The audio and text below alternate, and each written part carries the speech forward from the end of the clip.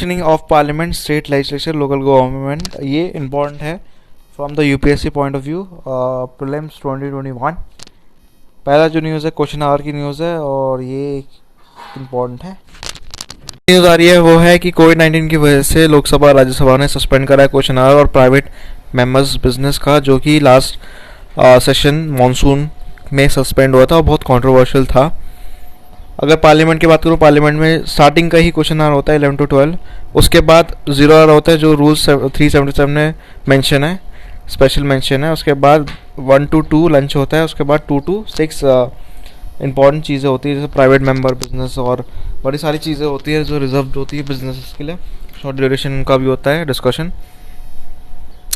Question our क्यों important है? क्योंकि ये फर्स्ट आवर होता है, जैसे आपने देख रखा है। एमपी जो होते हैं वो क्वेश्चन पूछते हैं मिनिस्टर से और इससे अकाउंटेबिलिटी आती है।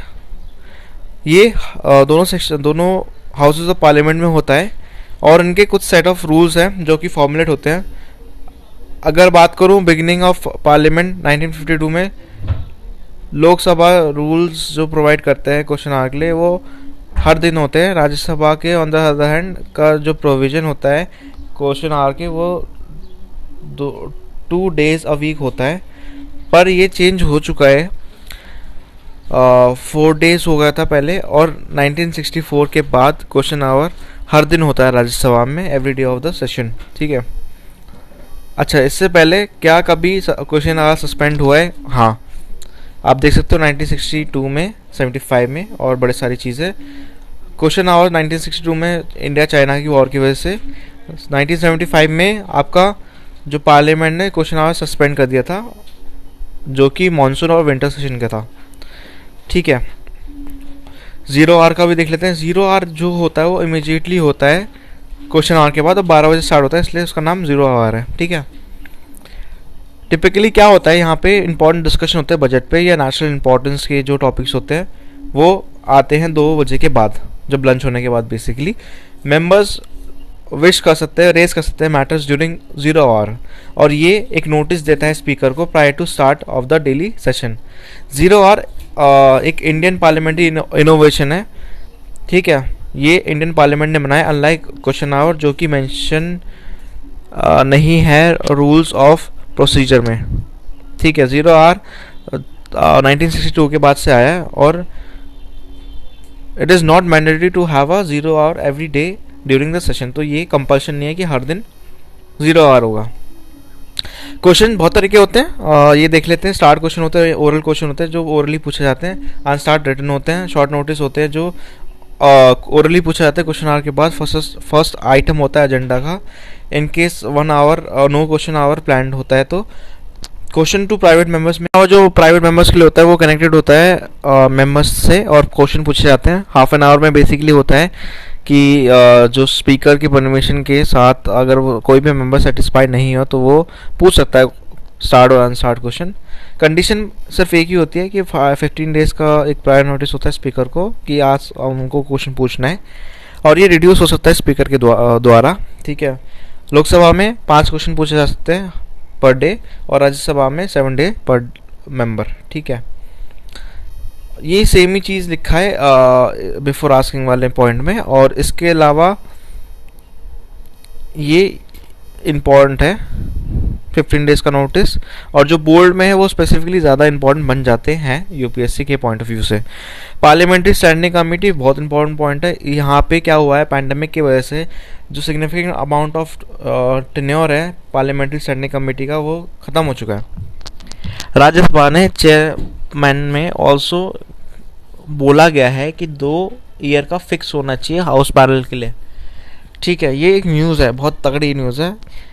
10 जो ऑप्शंस देखे जा रहे हैं वो है कि 1 साल के लिए एक्सटेंड करना चाहिए कि नहीं चाहिए। सेकंड की कौन सी कमेटी बनेगी ताकि वो फिक्स करे 2 ईयर्स का।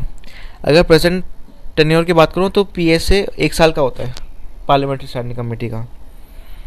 ठीक है। पार्लियामेंट्री कमेटी इसके बारे में समझते हैं, फिर स्टैंडिंग कमेटी का जो बॉक्स में है उसको हम देख लेंगे।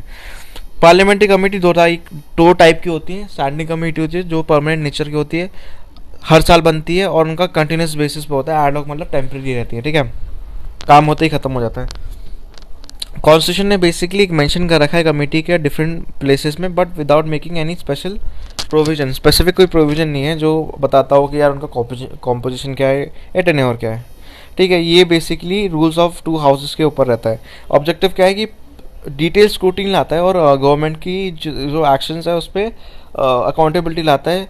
ऑपोजिशन को एक इम्पॉर्टेंट रोल पे मिलता है यहाँ पे, क्योंकि आप देखा होगा कि आपने यहाँ पे ऑपोजिशन भी जो पार्लियामेंट्री कमेटी में उनका बड़ा इंपॉर्टेंट रोल प्ले करते हैं, इंगेज करते हैं रेलेवेंट स्टेक होल्डर्स पे और फाइनेंशियल प्रूडेंस लाते हैं। जैसे पीएससी जो ड्रॉ करता है अथॉरिटी फ्रॉम आर्टिकल 105 से करता है, जो कि होता है प्रिविलेज ऑफ पार्लियामेंट मेंबर्स का। आर्टिकल 118 जो कि पार्लियामेंट की अथॉरिटी है कि वो मेक कर सकते कोई भी रूल्स रेगुलेशन प्रोसीजर और conduct of business. Parliament bound नहीं है कोई भी रिकमेंडेशन। बहुत बड़ा फ्लॉ भी हो सकता है ये कि बाउंड नहीं है, वो कमेटी बस सुन सकते हैं रिपोर्ट रिकमेंडेशन, लेकिन बाउंड नहीं है। ठीक है, स्टैंडिंग कमेटी के बारे में देख लेते हैं। ये स्टैंडिंग कमेटी आपका परमानेंट होती है जैसे मैंने बताया, और 6 कैटेगरीज में डिवाइडेड है। Financial committee, departmental standing committee, committee to inquire, committee to scrutinise और डे टू डे बिजनेस जो होता है, और हाउस कीपिंग सर्विसेज के लिए भी इम्पोर्टेंट होता है। ठीक है,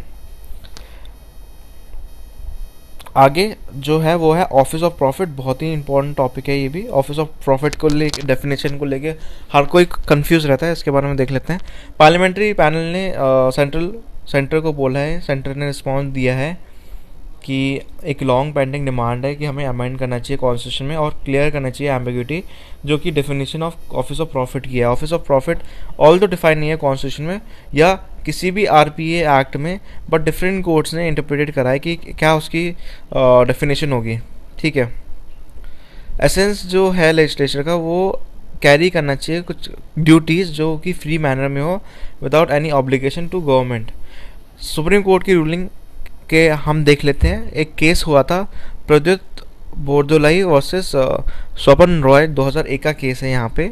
इसमें 4 प्रिंसिपल में डिवाइड करा था जो अट्रैक्ट करते हैं किसी भी ऑफिस को कॉन्स्टिट्यूशनल डिस्क्वालिफिकेशन या office of profit. In simple words में बोल रहा हूँ, 4 पॉइंट है कि डिसाइड करते हैं वेदर जो गवर्नमेंट एक्सरसाइज कर रहा है कोई भी कंट्रोल ओवर अपॉइंटमेंट या रिमूव कर रहा है या performance of function of office, whether office has a remuneration attach to it, मतलब कोई अलग तरह से पैसा कमा रहा हो, या कोई भी बॉडी जिसमें ऑफिस हेल्ड है और गवर्नमेंट पावर्स है।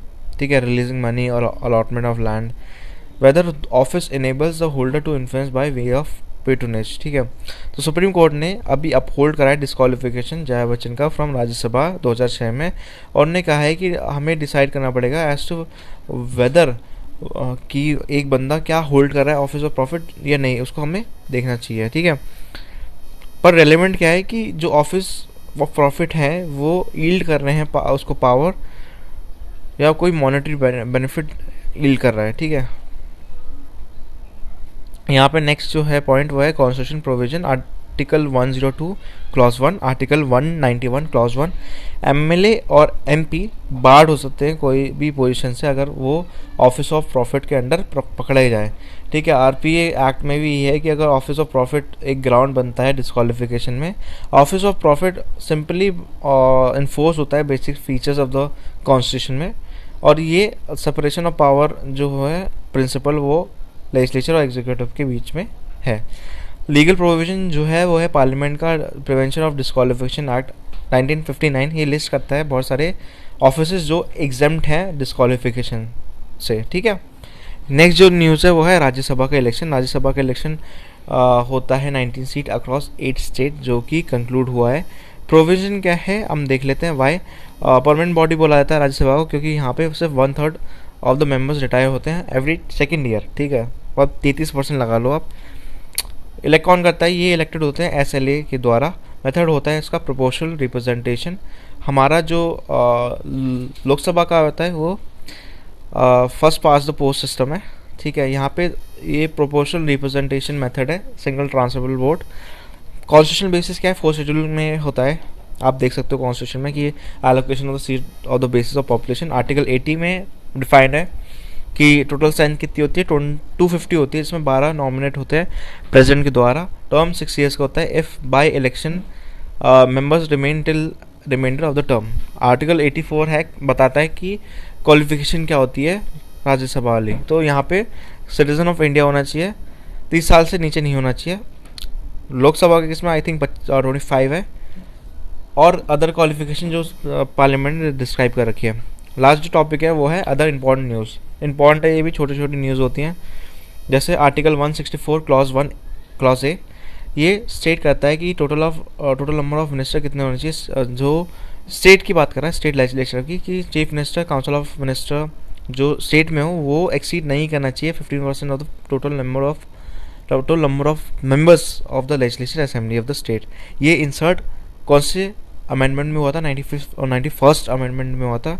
और ये आर्ग्यू करता है जो प्रेजेंट स्ट्रेंथ है काउंसिल ऑफ मिनिस्टर की एमपी, वो एक वायलेशन है आर्टिकल 164 क्लॉज 1 क्लॉज है। ठीक है। ब्रीच ऑफ प्रिविलेज क्या है? ये सुप्रीम कोर्ट ने एक रिलीफ दिया है अर्नब गोस्वामी को कि ब्रीच ऑफ प्रिविलेज हुई है for making derogatory remarks about chief minister of Maharashtra. Chief minister के जो महाराष्ट्र के उनके अगेंस्ट कुछ हेट चीज़ें बता दी थी या कुछ इंसल्ट चीज़ें बोल दी गई थी अर्नब गोस्वामी के द्वारा, इसलिए उनको ये रिमार्क मिला है। ब्रीच ऑफ प्रिविलेज है कि कोई भी वायलेशन हो एक प्रिविलेज का एमपी और एमएलए पे या पार्लियामेंट में जो भी बैठा है, आर्टिकल 105, या एमएलए आर्टिकल 194। कोई भी एक्ट जो ऑब्स्ट्रक्ट करे या डैमेज करे हाउस ऑफ स्टेट लेजिस्लेचर को कि परफॉर्म करे अपनी फंक्शन, वो ट्रीट करा जाता है as a breach of privilege. कोई ऐसा लॉ इनेक्ट नहीं है पार्लियामेंट के द्वारा, पर जो ब्रीच ऑफ प्रिविलेज है वो गवर्नमेंट है ब्रिटिश पार्लियामेंट्री कन्वेंशन के द्वारा। ठीक है। MP LAD fund, MP LAD बहुत ही इंपॉर्टेंट था लास्ट ईयर की न्यूज़ में भी, आज इस ईयर की न्यूज़ में भी इम्पॉर्टेंट है।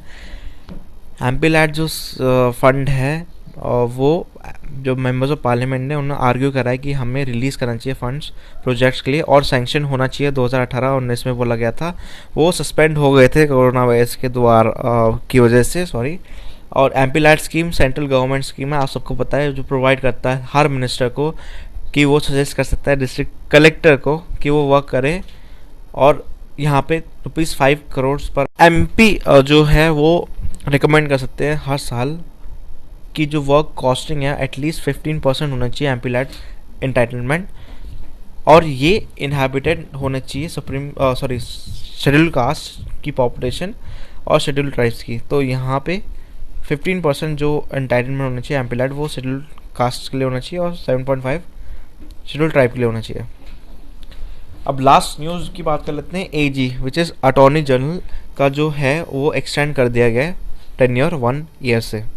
तो प्रेसिडेंट जो है रीअपॉइंट करा के वेणुगोपाल को फॉर 1 ईयर। ठीक है। अब ये क्यों हुआ, ये बड़े सारे एनालिसिस में कवर हो चुका है। हम यहाँ पे बस मेन पॉइंट देख रहे हैं कि आर्टिकल 76 प्रोवाइड करता है ऑफिस ऑफ एजी, जो कि highest law officer in the country है।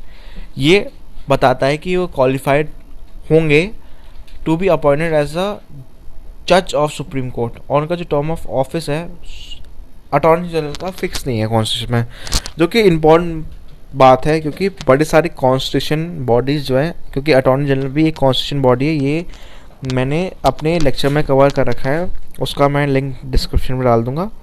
ये फिक्स नहीं रहता। यहाँ पे जो होल्ड करते हैं एजी वो प्लेजर ऑफ द प्रेसिडेंट पे करते हैं। प्लेजर ऑफ द प्रेसिडेंट मतलब प्रेसिडेंट जब चाहे तब तक चल सकती है इनका टर्म। ठीक है।